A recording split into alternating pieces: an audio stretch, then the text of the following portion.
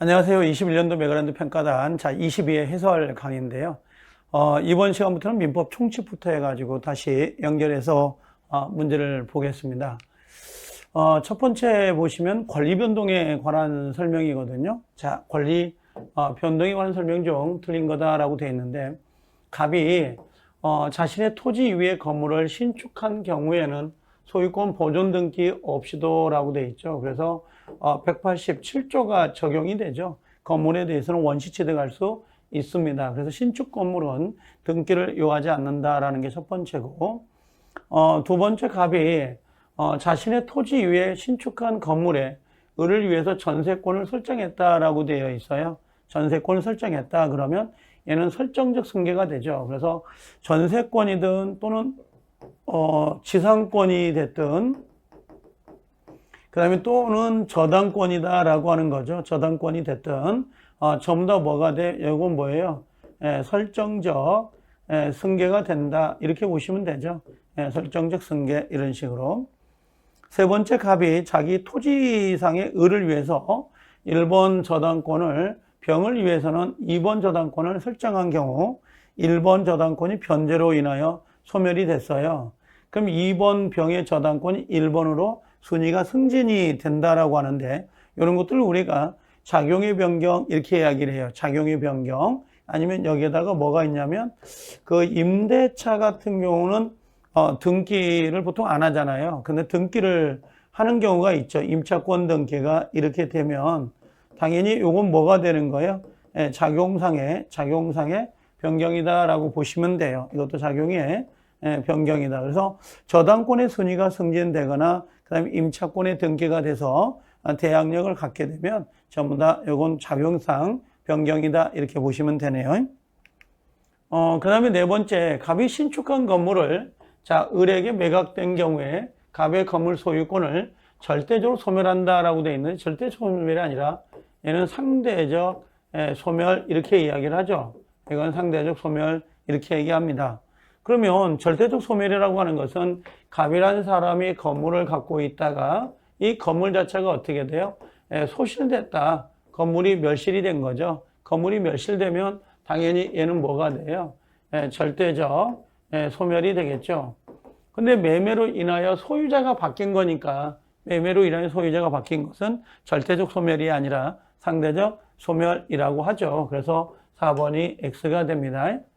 갑이 사망으로 인하여 갑이 소유했던 토지와 건물이 갑의 아들에게 상속이 됐다라고 되어 있죠. 상속은 이전적, 포괄적 승계 취득이 된다라고 하는 거고요.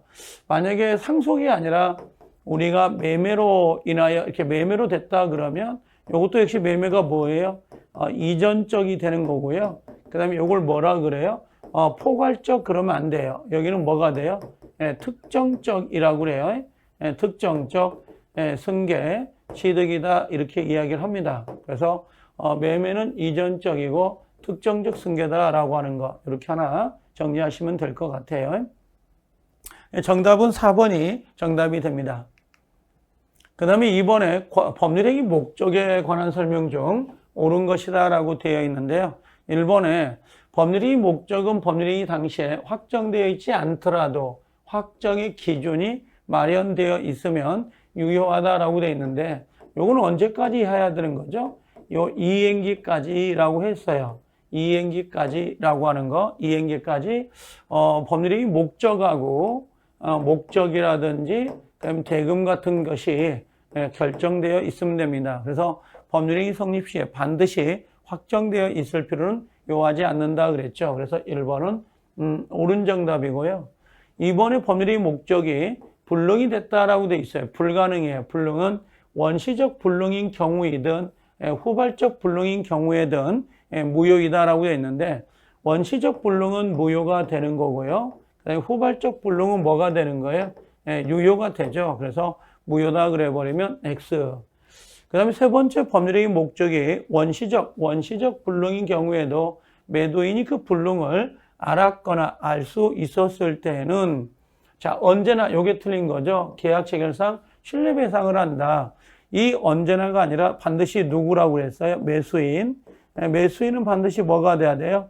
선의이고 플러스 무과실이어야 돼요. 그래서 매수인은 선의무과실이면 계약 체결상 과실 책임을 매도인에게 물을 수 있지만 매수자가 만약에 악의가 있거나 과실이 있다면 계약 체결상 과실 책임을 물을 수가 없습니다. 그래서 언제나 이게 X가 된 거고요.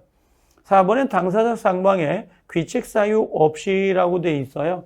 법률행위 목적이 후발적으로 불능이 됐다라고 돼 있죠. 후발적으로 불능이 된 경우 채권자 위험부담이라고 했는데 쌍방에 귀책 사유가 없으면 뭘로 가야 되죠? 여기는 채무자입니다. 그래서 채무자 위험부담이라고 해야 되겠죠. 채무자 위험부담을 부담한다 이렇게 보시면 돼요. 채무자 위험부담을 부담하는 것이지 여기처럼 뭔가 후발적 불능이라고 해서 귀책 사유가 없다. 후발적 불능이다. 채권자 위험이 아니라 채무자 위험부담. 법률행위 목적의 일부분만이 불능이 된 경우에 원칙적으로 그 일부만을 무효로 한다라고 돼 있어요. 원래 일부가 무효면 뭘로 가야 돼요? 전부가 무효죠. 그래서 일부가 무효면 전부가 무효다라고 해야 되지. 일부만 무효로 한다 그러면 X가 됩니다. 정답은 1번이 정답이 되죠. 3번에 갑은 을과의 자기 소유 부동산에 대해서 매매계약을 체결하였다. 그러나 그 이후에 같은 부동산을 병에게 다시 팔았다라고 돼 있거든요. 이중매매죠, 결국은요. 갑이라는 사람이 을에게 1차 매매가 됐고 이걸 누구한테? 병에게 2차 매매가 된 거죠. 자, 옳은 것은 되어 있어요. 1번의 갑과 병 사이가 자, 매매계약이 사회질서에 반하여 무효가 됐다. 사회질서에 반했다는 건 뭐가 되는 거죠? 적극적 가담이다라고 되어 있죠. 적극적 가담이 된 경우에 을은 직접 병에게 손해배상을 청구할 수가 있다라고 되어 있습니다. 그래서 직접 손해배상은 직접 청구할 수 있죠. 말소는 대위 말소고 손해배상은 직접 됩니다. 그래서 기억이 옳은 정답이 되고 니은번의 갑과 병 사이 매매계약이 갑과 병 사이입니다. 매매계약이 사회질서에 반하여 무효가 된 경우 을은 갑을 대위해서 병의 이전 등기 말소를 청구할 수 없다가 아니라 요건 발소할 수 있다. 이걸 직접 말소는 안 돼요. 되려 직접 말소는 안 되는 거고 요건 대위 말소가 되어야 되는 거죠. 대위 말소. 디귿번의 갑과 병 사이입니다. 갑과 병 사이 역시 사회질서에 무효가 된 경우 자, 을은 직접 병을 상대로 진정명의다라고 했는데 이 사람은 소유권 등기가 된 적이 없어요. 그럼 이 을이라는 사람은 소유자가 된 적이 있다 없다? 없다. 소유자가 된 적이 없다면 진정명의를 원인으로 해서 등기를 청구할 수 있어요 없어요? 없다라고 해야 되겠죠. 그래서 X고 X가 되죠. 자, 니을번에 을은 자기 소유권 이전 등기 청구권을 보존하기 위해서 갑과 병 사이에 대해서 채권자 취소권이다라고 하는 거 있죠. 행사할 수 없도록 되어 있어요. 그러면 채권자 뭐는 되는 거예요? 대의권이라고 하는 거 있죠. 채권자 대의권은 행사할 수 있어도 채권자 취소권은 행사할 수 없도록 되어 있습니다. 그래서 니을번은 여기는 오네요. 동그라미 옳은 지문이죠. 자, 갑과 병 사이 매매계약이 사회질서에 반하여 무효가 된 경우 병으로부터 그 부동산을 취득한 정이 있습니다. 그러면 원래 갑이 을에게 1차 매매가 있었고 병이라는 사람에게 2차 매매가 있었는데 병의 등기가 뭐가 된 거죠? 무효가 된 거죠. 사회질서에 위반이 돼서 다시 정으로 넘어갔어요. 그럼 정은 유효냐 무효냐 이걸 묻죠. 이것도 역시 뭐가 돼요? 무효다. 얘가 뭐냐? 만약에 선의이더라도 권리를 취득하지 못한 사람으로부터 권리를 가져온 거니까 당연히 취득할 수 없도록 되어 있는데 자, 병 사이 매매 계약의 유효를 주장할 수 있다라고 했으니까 X가 된 거죠. 이건 X. 그러면 자, 이중 매매에서 지금 3번은 기억하고 옳은 걸 찾으라고 했으니까 그 다음에 기억과 니을이 되네요. 기억과 니을.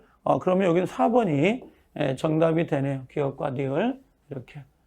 자, 3번은 이중매매에 관련된 내용입니다. 4번, 반사회적 법률행위에 관한 설명 중 옳은 걸 찾으라 그랬습니다.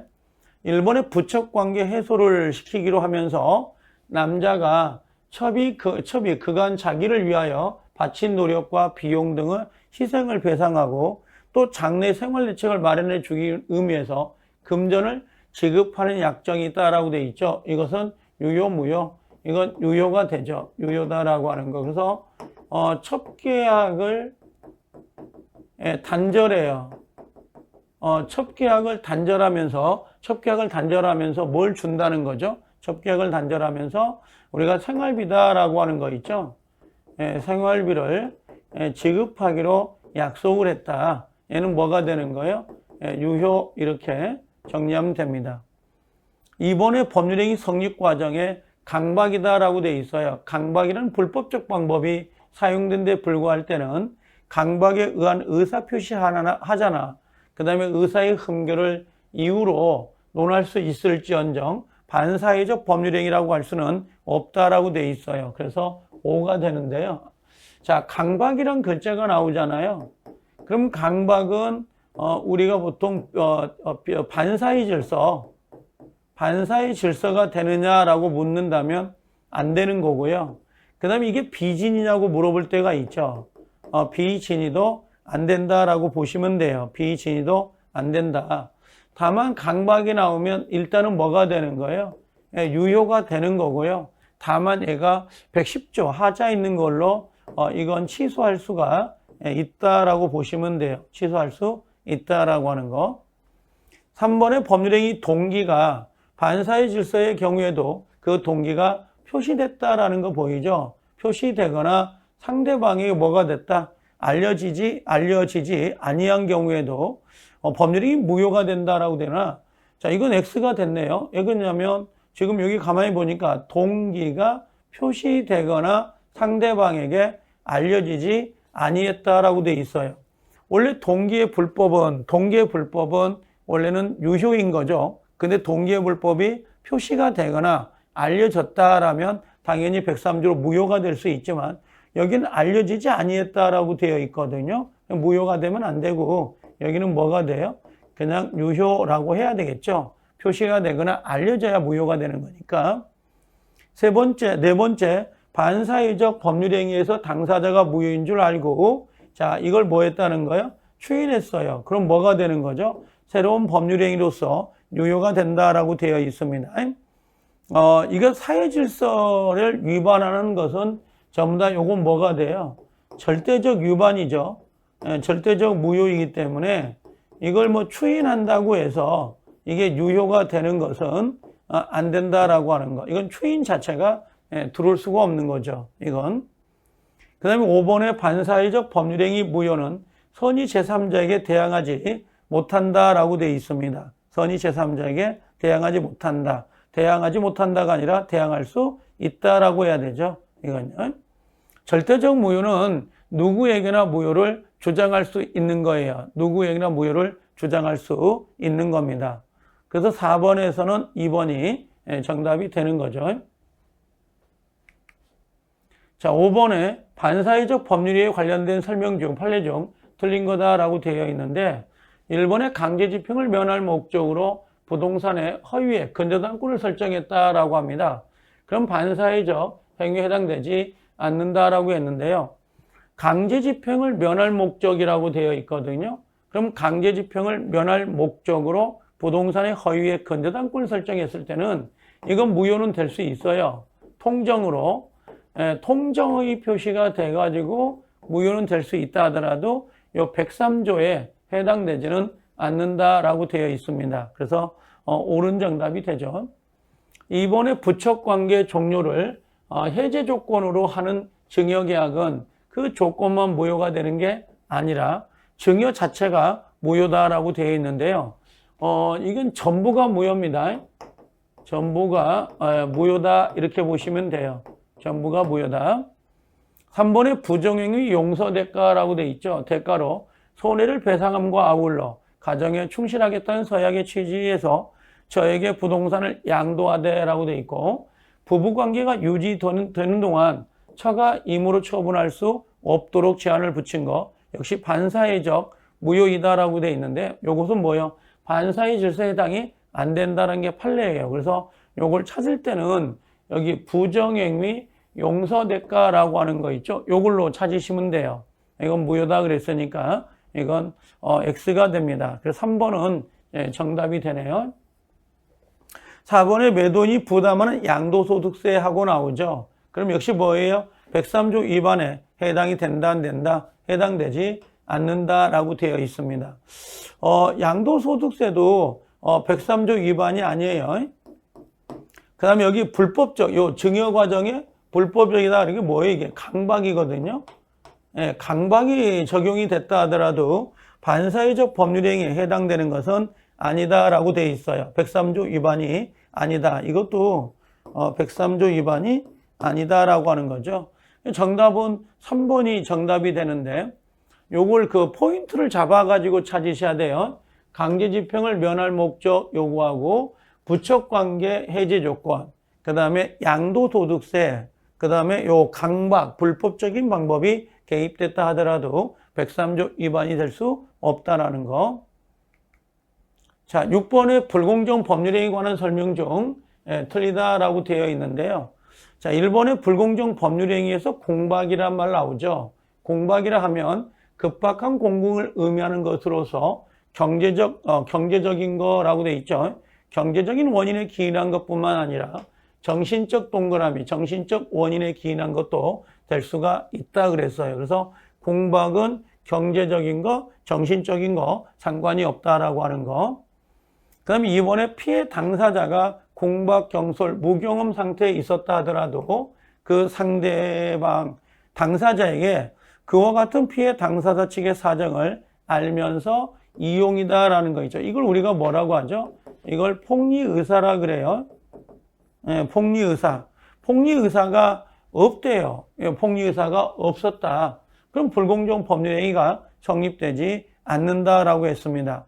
불공정 법률행위가 성립되려면 반드시 세 가지 조건을 갖춰야 되죠. 첫 번째는 우리가 보통 급부와 반대급부의 현저한 불균형이 있어야 된다는 거고, 두 번째는 피해자의 공박, 경솔, 무경험 중 그죠? 하나는 있어야 된다는 거. 세 번째는 폭리자가 그걸 알면서 이용할 의사가 있어야 되죠. 이용할 의사가 있어야 된다는 거. 그래서 여기 이용 의사가 없잖아요. 폭리 의사 악의가 없다면 불공정 법률행위 성립되지 않는다라고 되어 있습니다. 자, 기부행위는 반대급부가 있어요, 없어요? 기부행위는. 자, 기부행위와 같은 아무런 대가 관계없이 당사자 일방이 상대방에게 일방적인 급부를 하는 법률행위에 대해서는 불공정 법률행위가 성립될 수 없다라고 되어 있는데요. 기부행위와 같은 아무런 대가 관계가 없다라고 되어 있어요. 그럼 무상행위라는 거잖아요. 무상행위. 그래서 우리가 보통 무상행위, 그 다음에 기부행위, 무상 기부라든지, 그 다음에 또 우리가 증여라고 하는 것들이 있죠. 증여. 이런 것들은 불공정이 성립된다가 아니라 성립되지 않는다라고 되어 있습니다. 그래서 요 세 번째까지 체크를 하시면 되고요. 경매는 당연히 불공정이 적용될 수 없죠. 법에 규약한 거니까. 또 폭리 의사가 없어요. 그래서 불공정이 성립될 수 없다라고 하는 겁니다. 그 다음에 5번의 대리인에 의한 법률행위 경우에는 공박은 누가 기준이에요? 본인을 기준한다. 그 다음에 우리가 경솔하고 무경험은 누가 기준이에요? 경솔하고 무경험은 대리인이 기준이죠. 그래서 이걸 외울 때 경무대 이렇게 외우시면 돼요. 경무대. 그래서 정답은 3번이 정답이 되니까 체크를 좀 하실 필요가 좀 있습니다. 6번에는 3번이 정답이 됩니다. 불공정은 워낙 좋아하는 문제이기 때문에 체크를 할 필요가 좀 있죠. 자, 7번에 불공정 법률행위에 관한 설명 중 옳은 거다라고 되어 있는데, 자, 대리인에 의한 경우에 경솔하고 누구는요? 무경험이다라고 되어 있죠.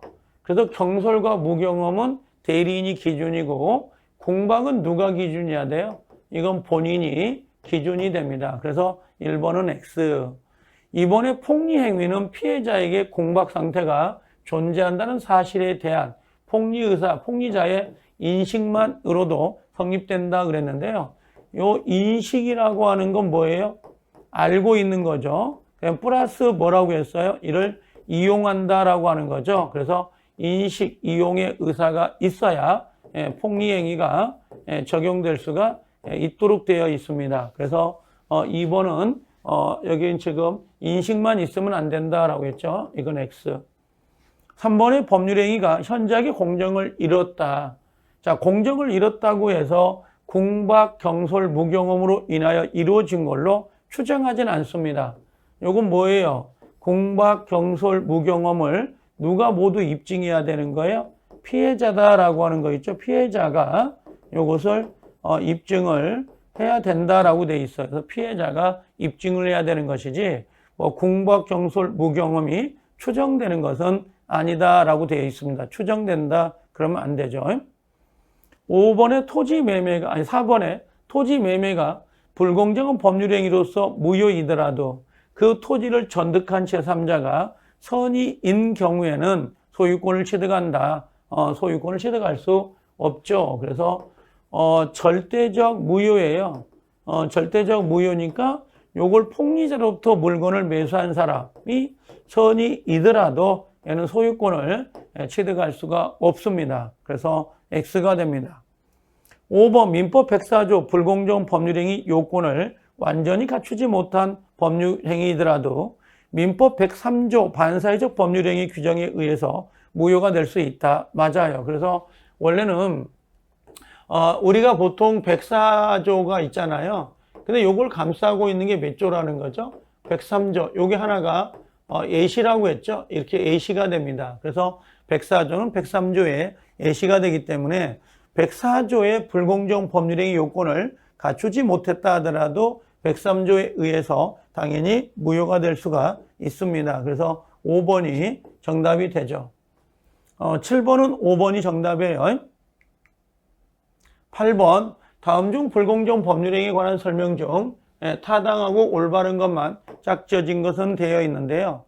자, 1번의 행정기관, 이제 불공정이라고 돼 있긴 한데 거의 대부분들이 여기다가 플러스 해가지고 요 103조까지 보통 문제를 넣어가지고 문제를 내요. 그래서 우리가 제목에 불공정 법률행위 이렇게 되어 있다 하더라도 103조까지 염두를 두셔야 됩니다. 왜냐하면 103조 안에 104조가 들어가는 형태가 되는 거니까. 행정기관에 진정서를 제출했고요. 상대방을 공지에 빠뜨린 다음 이를 취하는 조건으로 거액의 급부를 제공받기로 하는 약정이 있습니다. 얘가 반사회적 법률행위로서 무효이냐라고 되어 있어요. 진정서를 제출했고 그걸 취하는 조건으로 돈을 받기로 했다면 얘도 뭐가 되는 거예요? 103조 위반에 해당이 될 수가 있습니다. 그래서 기억은 옳은 정답이 되고, 니은의 급부와 반대급부 간의 현저한 불균형이 존재한다. 그럼 피해자의 궁박, 경솔, 무경험은 추정된다라고 했는데요. 이건 전부 다 누가 입증해야 돼요? 피해자가 입증을 해야 되는 거지. 이걸 추정된다 그러면 X가 됩니다. D급번의 불공정 법률행위로서 무효인 경우에도 추인에 의하여 무효인 법률행위가 유효가 될 수 있다라고 했는데 이 불공정 법률행위는 전부 다 절대적 무효예요. 그럼 절대적 무효이기 때문에 얘는 추인이 돼야 안 돼요. 이건 추인이 될 수가 없습니다. 추인 자체가 되지 않는다. 그래서 얘도 X가 된 거죠. 자, 그 다음에 니을번 대리인이 반사회적 이중매매를 한 경우에도, 자, 반사회적 이중매매 적극 가담했다는 거잖아요. 본인이 미리 그러한 사정을 몰랐거나 그 다음에 반사회성을 야기한 게 아니라면 대리행위는 유효하다라고 되어 있습니다. 대리행위는 유효하다 그랬는데 대리인이 반사회성 이중매매를 했다 하더라도 본인이 전혀 몰라요. 그래서 대리인이 기준이거든요. 대리인이 기준이기 때문에 당연히 얘는 103조 해당이 돼서 얘는 무효가 된다. 이렇게 정리하면 되죠.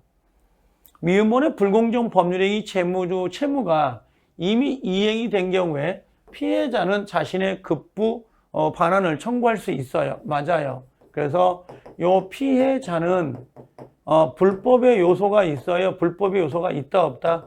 없죠. 그래서 불법 원인 급여가 적용되지 않아요. 그래서 얘는 반환 청구할 수가 있는 거고, 반대로 폭리자라고 하는 사람은 당연히 불법의 요소가 있어요 없어요? 있다는 거죠. 그럼 반환 청구할 수 있다 없다? 반환 청구할 수가 없도록 되어 있습니다. 그래서 피해자와 폭리자의 차이점이 있는 거죠. 그래서 얘는 옳은 정답이 되는데요. 정답은 지금 몇 번이 되는가요? 그러면 기억하고 그 다음에 미음 정도가 정답이니까 5번이 정답이 됩니다. 항상 그 불공정을 낼 때는 103조를 같이 섞어서 낼 수 있다는 거, 그걸 유념하고 계셔야 됩니다. 자, 9번에 갑은 자, 채권자의 강제집행을 면할 목적으로 친구 을과 짰다라고 돼 있죠. 그러면 통정의 표시, 자기 소유의 부동산을 매도한 것처럼 을에게 소유권 이전 등기를 해 주었다. 그런데 을이 등기 명의된 것을 기화로 하여 자, 이를 제3자에게 매도하고 소유권 이전 등기를 하여 주었다. 다음 설명 중 옳은 것은 되어 있는데요. 통정의 표시를 물어보는 겁니다. 제3자가 가장매매란 것을 알고 취득한 경우라도 가장매매를 한 당사자인 갑은 제3자에게 소유권 반환을 청구할 수 없다라고 되어 있어요. 지금 여기 3자에게 매도를 했다라고 되어 있잖아요. 지금 매도를 했다라고 했는데 만약에 이 3자가 알고, 요 3자가 되어 있잖아요. 3자가 알고라고 되어 있잖아요. 그럼 요건 뭐가 되는 거죠? 악의자가 되는 거, 악의 3자가. 그러면 악의 3자에게는 반환 청구가 돼야 안 돼요.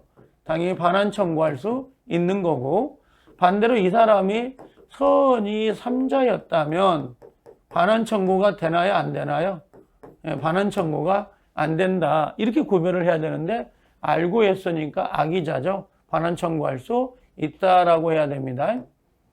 자, 제3자가 선의로 이렇게 있어요. 선의로 매수하여 소유권 이전 등기를 한 경우에도 이후에 가장매매란 걸 나중에 알았답니다.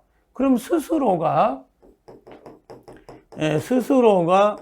선의 3자는 스스로 뭐예요? 무효를 주장할 수 있어요? 없어요? 무효를 주장할 수가 있다. 무효를 주장할 수 있다. 스스로 무효를 주장할 수 있어요. 3자는 원래 선이니까 보호를 받을 수 있잖아요. 보호를 받을 수 있는데 스스로가 무효를 주장할 수 있습니다. 2번이 정답이 되죠. 3번의 제3자가 악이라고 되어 있어요. 악인 경우에도 갑의 채권자가 누구예요? 보통 A라고 칭하죠. A는 갑이 제3자에게 무효를 주장하여 등기 명의를 회복하지 않는 한 위 부동산에 대해서 아무런 권리 행사를 하지 못한다. X가 되죠. 이건 뭐가 된다 그랬죠? 채권자 대의권을 행사할 수 있어요? 없어요? 있다. 채권자 대의권 행사가 가능하다. 이렇게 보시면 됩니다. 4번에 갑과 을 사이 매매는 가장매매이기 때문에 제3자 소유권 이전 등기는 언제나 무효다라고 되어 있는데요. 자, 3자의 소유권 이전 등기라고 되어 있죠. 자, 갑과 을 사이는 항상 무효죠. 당사자 사이, 갑과 을은 무효이지만 요 3자는 선의이면 얘는 소유권을 취득할 수 있으니까 언제나가 틀린 거죠. 만약에 이 사람이 악의자였다면 무효가 되는 게 맞지만 선의였다면 소유권을 취득할 수 있기 때문에 언제나 무효, 그러면 X가 됩니다. 5번의 제3자가 선의인 경우에도 제3자로부터 부동산을 매수한 전득자가 악이다라고 되어 있는데요. 이미 이 사람이 선이잖아요. 그럼 얘는 소유권을 취득했어요? 안 했어요?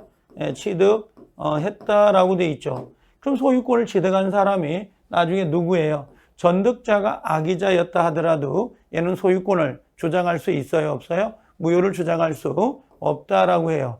일종의 엄폐물 법칙이죠. 앞에 사람이 소유권을 취득하면 뒤에 있는 사람도 소유권을 취득합니다. 이렇게요. 그래서 정답은 2번이 정답이 돼요.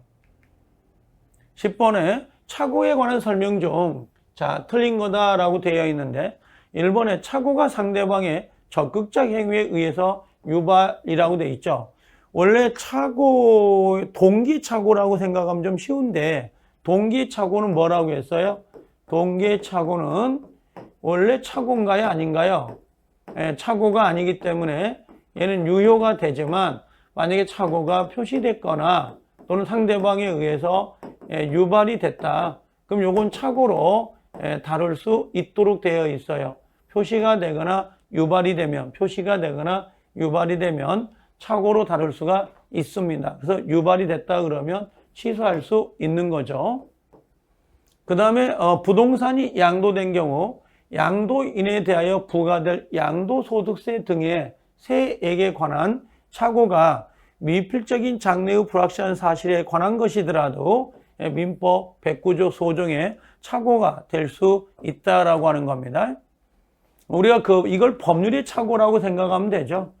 법률의 착오다라고 하는데 만약에 양도소득세가 500만 원이 부과될 거라고 생각했는데 나중에 알고 보니까 5천만 원이 부과됐다. 이런 건 중요분의 착오가 돼서 착오에 해당될 수 있습니다.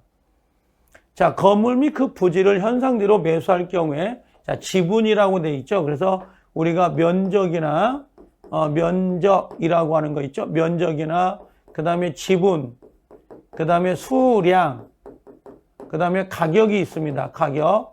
자, 요런 것들은 착오가 될 수 있어요? 없어요? 착오가 될 수 없다라고 되어 있습니다. 그래서 여기는 중요분에 착오가 된다 그래서 X가 된 거죠. 그래서 세 번째가 정답이 됩니다. 세 번째가. 4번에 착오를 이유로 의사표시를 취소한 자는 착오의 존재뿐만 아니라 그 착오가 의사표시에 결정적 영향을 미쳤다는 점을 입증해야 된다 그랬습니다. 5번의 계약 당사자 사이의 착오를 이유로 하여 취소할 수 없음을 약정했다. 일종의 착오는 의무규정이거든요. 의무규정이기 때문에 표의자는 착오를 이유로 의사표시를 취소할 수 없다라고 돼 있어요. 그래서 이걸 우리가 배제, 특약이 가능하다라고 하는 거고요. 그 다음에 또 하나가 뭐가 있냐면 그런 거 있죠. 손해배상을 물 수가 있느냐라고 하는 건데 착오는 손해배상이 나올 수가 없죠. 그래서 우리가 예외로 착오에서는 이 부분하고 이 두 개를 상당히 조심하고 좀 볼 필요가 좀 있습니다. 그래서 착오에 관한 내용이죠. 내용들이. 10번은 세 번째가 정답이 되는데요. 지문들은 전부 다 꼼꼼하게 보실 필요가 좀 있습니다. 자, 그래서 이번 시간은 민법 총칙, 권리변동, 그 다음에 의사표시에서 통정어휘 표시, 착오까지 좀 정리가 된 거죠. 원래 민법 총칙은 10문제가 배정이 되는데 그 중에서 한 8문제 정도는 맞히려고 노력을 하시면 돼요. 부담스럽진 않을 겁니다. 그러면 충분히 맞힐 수가 있으니까. 뭐 얼마 남지는 않았지만 그래도 천천히 한번 점검한다는 식으로 꼼꼼하게 한번 보실 필요는 좀 있죠. 자, 오늘 여기까지 정리합니다. 고생들 많이 하셨습니다. 수고하셨습니다.